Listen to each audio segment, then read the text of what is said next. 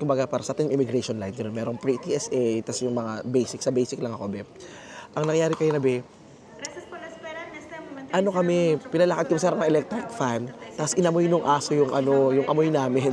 First time ko ma-experience, sabi ko, in fairness, ang cute mano-mano talagang inaamoy kami ng mga aso. Well, anyway, ito na nga. So tonight pupunta tayo ng Mexico and wala ako beng visa. Hi there, it's me Francis Gande and welcome back to my channel. So for today's video, be, dito ako ngayon be sa LA, dito ako sa Hollywood. And for today's video, be, ngayon na yung araw ng lipad ko papuntang Mexico. So right now, on this very moment, papunta ako sa Target para bumili ng power bank dahil kailangan ko i-prepare yung lahat ng gagawin ko bago ako lumipad. And kung ready naman kayo ba sa ating adventure for today, huwag mong kalimutang i-like, share, at syempre mag-subscribe ko na sa aking videos. At huwag mong kalimutang i-follow ako sa lahat ng aking social media accounts at Francis Candier. If you notice guys, medyo nakapambahay lang ako ngayon. Hindi na ako nag-prepare. Kasi sabi ko, naayos ko na yung mga gamit ko. And mamaya ipapakita ko sa inyo pagbalik natin doon sa room yung gamit ko dahil I decided na pupunta ako doon with just one backpack. What? Backpacker lang muna ulit tayo for this trip. Kasi naisip ko guys, naisip ko be na kung magdadala pa ako ng maleta, alam mo yung kahit maliit lang na maleta, babayaran ko siya ng $80. So, from here, lilipad ako ng Mexico, lilipad ako ng Cancun. From Cancun, lilipad ako papuntang Mexico, LA uli. So 80. Ang laki ng be. So sabi ko, siguro iwanan ko na lang gamit ko. Kung mapabili ako ng gamit, edi mas okay lang dahil makakatipid ata. So backpacker na lang muna tayo. Mamaya papakita ko sa inyo yung mga damit ko. Or baka hindi ko na ipakita sa inyo dahil napak ko na, ayoko na siyang galawin pa. Alam ko ba, in my last few videos, nag-post na lang muna ako ng mga compilation ng mga food videos ko. And ayan, actually suot ko ngayon itong ating Meta Shades. Isa rin siyang camera actually. Kaso hindi pa nag-record ganyan. Pero in fairness may mga nag-judge ko na. Fairness, I love Hollywood. Taray. Okay, ito na naman kasi may kaartehan. Anyway, naglalakad tayo dito sa kabaan ng West Hollywood. Dito pumaparty yung mga sangkabaklaan, yung mga Pinoy drag queens. Dito sila nag-perform. Sila Marina, sila Prince. Ayan, yung iba pa. Ito yung trunks. Karamihan pumaparty dyan mga itim. Ito naman dito yung revolver. Katabi niya yung Mickey's. I decided na maglakad na lang para ma-exercise din naman ako. Dahil sa susunod mga araw, lakad-lakad din naman tayo. And dahil hindi talaga ako nag-prepare ng bongga, no, bibili rin ako pala today ng payong. Kasi ang balita ko, maulan ngayon sa Mexico. Okay.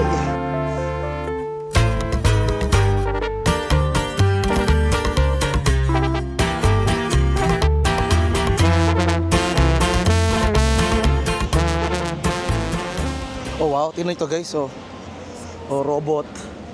Wow. Comment down below, hindi ko alam anong klaseng robot yon. Astig. Actually, what I like about here in LA, gusto ko yung weather ba dito, yung kahit maaraw, no, hindi siya yung mainit na masakit sa balat. Yung siya yung mainit na parang, alam mo yung parang yung araw na to, tanghaling tapat na una na ata alas 2. Pero yung init na to parang pang alas 8 or alas 9 ng Pilipinas. Yung ganun. Love the weather here. Ayun guys, sa mga nag-Olympics sa kabilang dulo.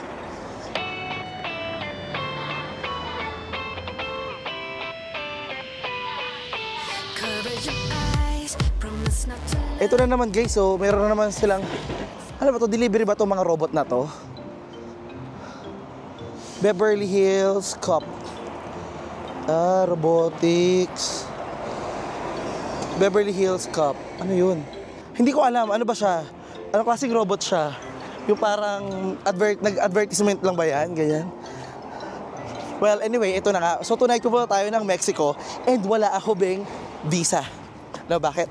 Ito na ba yung power pag meron kang multiple entry na visa from US or Japan na active So, itawag nyo na lang din kung meron kayong pagdududa pa sa rule na yan. Pero ako, pupunta ako dun guys using my multiple entry US or Japan. Kasi pareho meron akong multiple entry.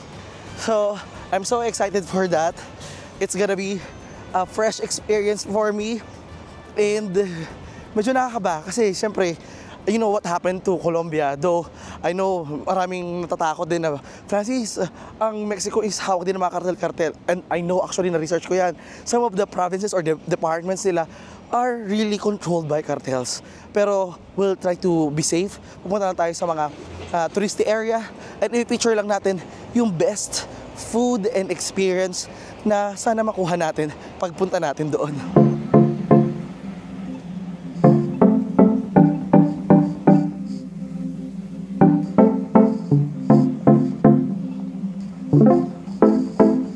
Sobrang ganda ng weather dito. Shout out lang ba sa kaibigan ko na nagpatuloy sa akin dito, si Ian. Ian, thank you so much. Magpalain ka ni Lord.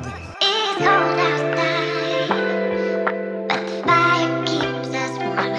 We can spend the night beneath the mistletoe. It's cold outside, outside, outside, outside. It's cold outside, outside, outside. Nakabili na ako ng mga dapat ko bilhin sa Target at saka sa Ross. So, nakabili ako ng slippers sa Ross. Parang $12 ata siya. Mahigit. So, parang nasa 800 pesos siya nakita ko kanina. Tapos, bumili ako ng power bank para sa camera ko. Dahil kailangan ko to essential pag nagta-travel ako. Tapos, bumili din ako ng electric fan dahil sobrang pawisin ko. Subukan natin itong electric fan. Itong electric fan parang overall neto parang $60 silang dalawa. Pero go, push, ilaban natin. Oo. So ito siya. Hindi ko alam kung sulit siya or what, pero we will see. Wala pa siyang charge. So yung charger niya is yung lumang Android pa na na saksakan. Hindi ko pa alam, lobat siya eh. So subukan na ito mamaya. Meron din ako dito, ito yung power bank. Yung power bank nila, wala sila ibang power bank na available eh. Actually, sabi ko nga, sana naisip ko na bumili na lang sa Amazon nung nakaraan. Kaso ngayon ko lang na-realize eh. Ito naman yung ating power bank. Ang maganda sa power bank na ito is patungan lang siya. Hindi na siya kailangan isaksak pa. Fairness yung mga, ang lahat ng mga nag-workout dito guys. Ano ang dadan sa likod ko? Oh, di ba?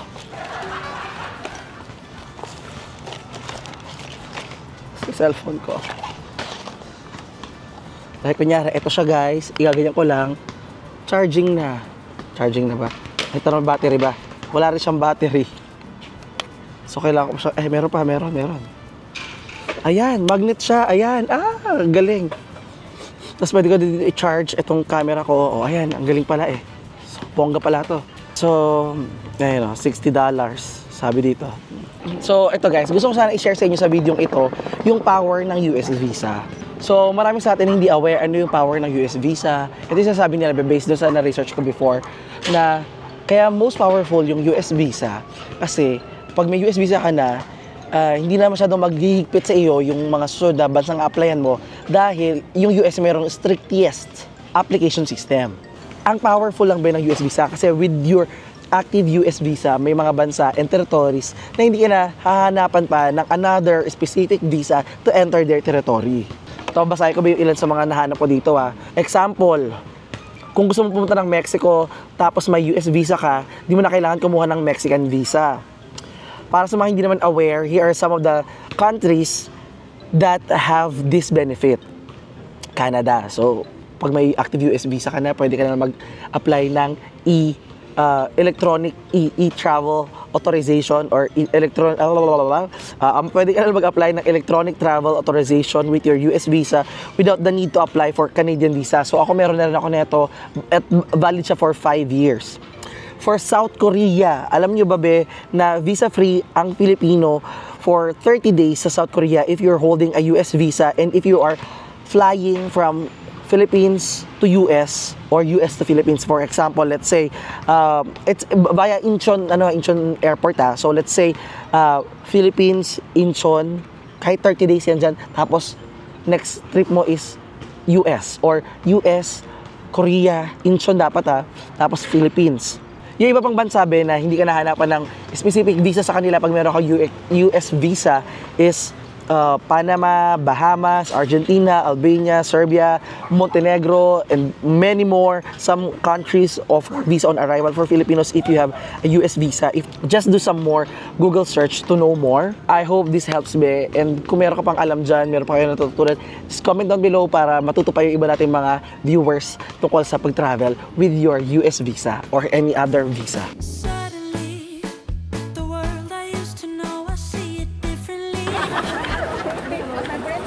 Is it Volaris? Okay, thanks. Thank you. Wow. Sobrang haba guys ng pila. Oh my God, sobrang haba. Sana hindi ako malate sa flight ko. So, dito tayo ngayon sa airport ng LA. So, dito tayo ngayon sa LAX. And ito yung airport ng LA, be. And now, mag-check-in na tayo para sa ating flight papuntang Mexico.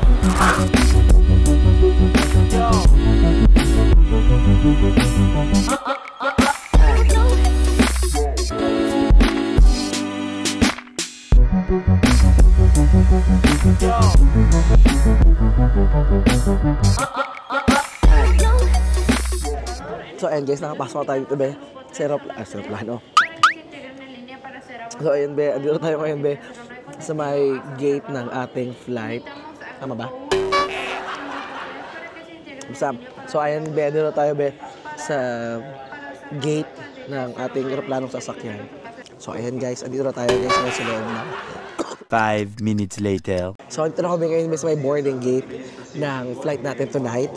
And on my experience flying here in LA, so, kanina, after ko mag-check-in dun sa ground ng flight ko, sobrang haba ng pila dito. Grabe, sobrang busy ng airport nila. Tapos, di ba dalawa yan, may pre-TSA dito, yung parang, kumbaga, para sa ating immigration line, merong pre-TSA, tapos yung mga basic, sa basic lang ako, be. Ang nangyari kayo na, be, ano kami, pinalakad kami sa harap ng electric fan, tapos inamoy nung aso yung amoy namin. First time ko yung ma-experience. Sabi ko, in fairness, ang cute mano-mano talagang inaamoy kami ng mga aso. Tapos, pagpasok namin dito, be, luckily, hindi na kailangan i-check yung mga gamit, tanggalin yung mga laptop, kubarin yung sapatos. As inumad lang namin yung mga jacket namin, nilagay namin sa lagayan, in-x-ray. Tapos, sobra. Isang nakagad sa pakiramdam. Tapos kanina, hindi ko na na-vlog. Mag-vlog sana ako. Kasi mayroong isang lalaki dito, parang Australian ata siya.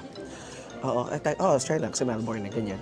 Tapos mega chika siya sa akin. Sabi niya, where are you going? Sabi ko, okay, parang, B, mag-book muna ako ng ST yang ko, B.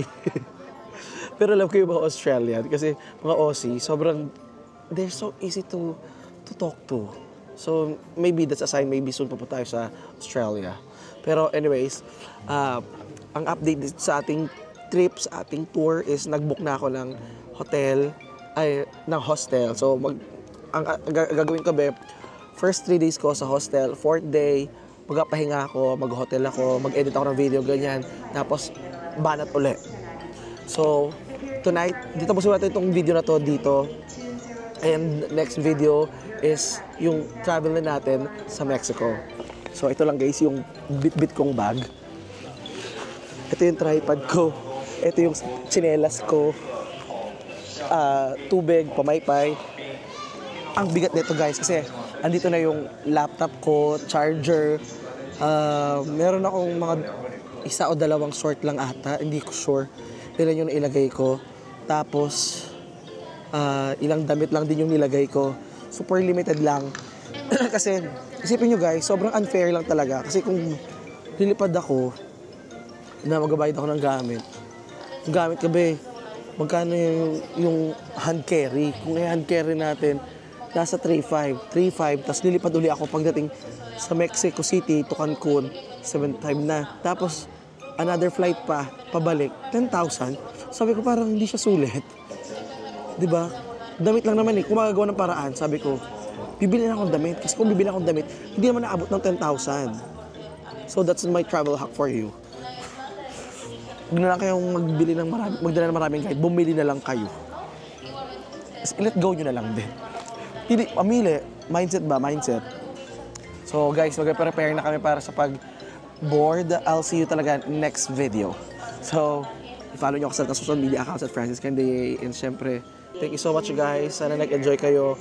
Kung meron kayong tanong sa travel ko this time, just let me know. Comment down. I-follow nyo ako sa social media at Francis Canday.